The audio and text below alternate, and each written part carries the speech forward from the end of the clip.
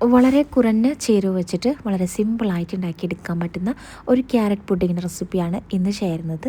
അപ്പോൾ video skip ചെയ്യാതെ കാണുക, ഇഷ്ടമായി ലൈക്ക് ചെയ്യാനും ഷെയർ ചെയ്യാനും, പിന്നെ ഈ ഒരു ചാനൽ സബ്സ്ക്രൈബ് ചെയ്യാതെ കാണുന്നവരുണ്ടെങ്കിൽ ഒന്ന് സബ്സ്ക്രൈബ് ചെയ്യാനും കൂടി മറക്കല്ലേ. അപ്പോൾ നേരെ വീഡിയോയിലേക്ക് കിടക്കാം. അപ്പോൾ ഈ ഒരു പുഡിങ് ഉണ്ടാക്കിയെടുക്കാൻ വേണ്ടിയിട്ട് നമുക്ക് മെയിനായിട്ട് വേണ്ടത് ക്യാരറ്റാണ്. അപ്പോൾ ഞാനിതാ അവിടെ ഒരു മീഡിയം സൈസിലുള്ള 2 ക്യാരറ്റ് എടുത്തിട്ടുണ്ട്. ക്യാരറ്റിൻ്റെ തൊലിയൊക്കെ കളഞ്ഞിട്ട് ഇതുപോലെ അങ്ങ് ഗ്രേറ്റ് ചെയ്തെടുത്തിട്ടുണ്ടായിരുന്നു. ഇനി നമുക്ക് ഇതൊരു പാത്രത്തിലേക്ക് ഇട്ടുകൊടുക്കാം. അതായത് ഈ ഒരു ക്യാരറ്റ് അങ്ങ് വേവിച്ചെടുക്കണം. അപ്പോൾ അതിനായിട്ട് വേവിച്ചെടുക്കാനുള്ള ഒരു പാത്രത്തിലേക്ക് ഈ ഒരു ക്യാരറ്റ് ചേർത്ത് കൊടുക്കുക.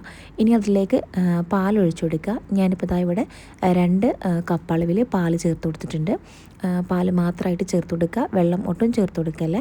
ഇനി ഈ ഒരു പാലിലേക്ക് നമുക്ക് മധുരത്തിന് ആവശ്യമായിട്ടുള്ള പഞ്ചസാരയും കൂടി ചേർത്ത് കൊടുക്കാം. ഇനി നല്ലൊരു ഫ്ലേവർ കിട്ടാൻ വേണ്ടിയിട്ട് ഞാനിവിടെ ഒരു 2 ഏലക്ക ചേർത്ത് കൊടുത്തിട്ടുണ്ട്. അപ്പോൾ ഇതിപ്പോൾ ചെറുതായതുകൊണ്ടാണ് 2 എണ്ണം ചേർത്ത് കൊടുത്തിട്ടുള്ളത്. വലുതൊക്കെ ആണെന്നുണ്ടെങ്കിൽ 1 എണ്ണം മതി കേട്ടോ. ഇനി എല്ലാം കൂടി ഇതുപോലെ ഒന്ന് മിക്സാക്കി എടുക്കുക. നമുക്കിപ്പോൾ ഈ ഒരു ക്യാരറ്റ് ഈ ഒരു പാലിൽ ഒന്ന് കുക്കായി കിട്ടുകയാണ് വേണ്ടത് കേട്ടോ. അപ്പോൾ അതിന് വേണ്ടിയിട്ട് ഇതൊന്ന് അടച്ച് വെച്ചിട്ട് ഒന്ന് തിളപ്പിച്ചെടുക്കുക. പിന്നെ ഈ ഒരു ക്യാരറ്റ് ഇതിൽ കിടന്ന് തന്നെ അങ്ങ് വെന്ത് വന്നോളും. ഇടയ്ക്കൊന്ന് ചെക്ക് ചെയ്ത് നോക്കുക കേട്ടോ. അപ്പോൾ ആ ക്യാരറ്റൊക്കെ ഇവിടെ ഏകദേശം ഒന്നിങ്ങനെ കുക്കായി വന്നിട്ടുണ്ട്. ഈ ഒരു സമയത്ത് ഏറ്റവും ലാസ്റ്റായിട്ട് നമുക്കതിലേക്ക് കുറച്ച് മിൽക്ക് മെയ്ഡും കൂടി ചേർത്ത് കൊടുക്കണേ. അപ്പോൾ ഈ ഒരു മിൽക്ക് മെയ്ഡും കൂടി ചേരുമ്പോൾ നല്ലൊരു ടേസ്റ്റ് ഉണ്ടാവുള്ളൂ കേട്ടോ. പഞ്ചസാര മാത്രമായിട്ട് ചേർക്കാതെ പകുതി പഞ്ചസാരയും പകുതി മിൽക്ക് മെയ്ഡും കൂടി ആയിട്ട് ചേർത്ത് കൊടുക്കുക. അപ്പോൾ ഈ ഒരു മിൽക്ക് മെയ്ഡ് ചേർത്ത് കൊടുത്തതിന് ശേഷം നല്ലോണം മിക്സാക്കി എടുക്കണേ. അല്ലാന്നുണ്ടെങ്കിൽ അടിയിലൊക്കെ പിടിക്കാനുള്ള ചാൻസ് ഉണ്ട്. അപ്പോൾ മിൽക്ക് മെയ്ഡ് ഈ ഒരു പാലിൽ നല്ലോണം മിക്സാക്കി എടുക്കുക. ശേഷം നമുക്ക് ഈ ഒരു ഗ്യാസ് ഓഫ് ചെയ്തിട്ട് ഈ ഒരു അതായത് ഈ ഒരു ക്യാരറ്റ് മാത്രമായിട്ട് നമുക്കൊന്ന് അരിച്ചെടുക്കണം. അപ്പോൾ ക്യാരറ്റ് നമ്മളിനി ഒന്ന് മിക്സിയിലൊന്ന് അടിച്ചെടുക്കുന്നുണ്ട്. അപ്പോൾ ഈ ഒരു പാലിൽ നിന്ന് ക്യാരറ്റ് മാത്രമായിട്ട് ഒരു അരിപ്പയിലേക്ക് ഒഴിച്ചു കൊടുക്കുക. എന്നിട്ട് ആ ഒരു ക്യാരറ്റ് മാത്രമായിട്ട് ഒന്ന് മാറ്റി വെക്കുക കേട്ടോ.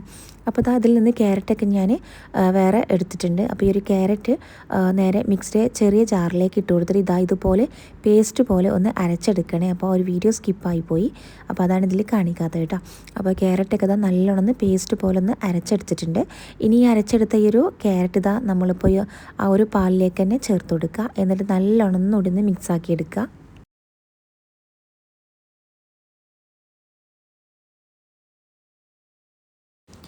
അപ്പോൾ ക്യാരറ്റൊക്കെ നല്ലോണം മിക്സാക്കി എടുത്തിട്ടുണ്ട്. അവിടെ ഇവിടെയൊക്കെ ഒന്ന് കട്ട കുത്താതെ വേണം മിക്സാക്കി എടുക്കാനായിട്ട്. ഇനി നമുക്ക് ഏറ്റവും ലാസ്റ്റായിട്ട് ഇതിലേക്ക് ഒരു തുള്ളി വാനില എസൻസ് കൂടി ചേർത്ത് കൊടുത്തിട്ട് ഒന്നുകൂടി ഒന്ന് തിളപ്പിച്ചെടുക്കുക കേട്ടോ. അത്ര മാത്രം മതി.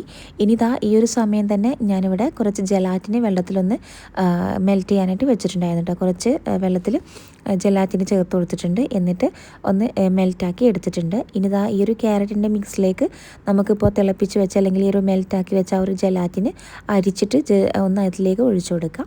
എന്നിട്ട് നമ്മൾ ഇഷ്ടമുള്ള ട്രേയിൽ അല്ലെങ്കിൽ നമ്മൾ സെറ്റ് ചെയ്ത് വെക്കാനുള്ള ആ ഒരു ട്രേയിൽ ക്യാരറ്റിൻ്റെ മിക്സ് ഒഴിച്ചു കൊടുക്കുക. എന്നിട്ട് നല്ലോണം ചൂടാറിയതിന് ശേഷം ഫ്രിഡ്ജിൽ വെച്ച് ഒന്ന് സെറ്റാക്കി എടുത്താൽ മതി കേട്ടോ. അപ്പോൾ ക്യാരറ്റ് പുഡിങ് ഇവിടെ റെഡി ആയിട്ടുണ്ട്. വളരെ സിമ്പിളായിട്ട് ഉണ്ടാക്കിയെടുക്കാൻ പറ്റുന്ന ഒരു പുഡിങ് റെസിപ്പിയാണ്. അപ്പോൾ ട്രൈ ചെയ്ത് നോക്കിയിട്ട് ഫീഡ്ബാക്ക് അറിയിക്കാനൊന്നും മറക്കല്ലേ. അപ്പോൾ ഇതുപോലത്തെ ഈസി ആയിട്ട് റെസിപ്പീസിനൊക്കെ വേണ്ടിയിട്ട് ഒരു ചാനൽ സബ്സ്ക്രൈബ് ചെയ്യുക. സബ്സ്ക്രൈബ് ചെയ്യുമ്പോൾ ബെല്ലൈക്കൺ പ്രസ് ചെയ്ത് ഉള്ളെന്ന ഓപ്ഷൻ കൂടി കൊടുക്കാൻ മറക്കല്ലേ. എങ്കിൽ മാത്രമേ ഞാനിടുന്ന വീഡിയോസിൻ്റെ നോട്ടിഫിക്കേഷൻ നിങ്ങൾക്ക് ലഭിക്കുള്ളൂ.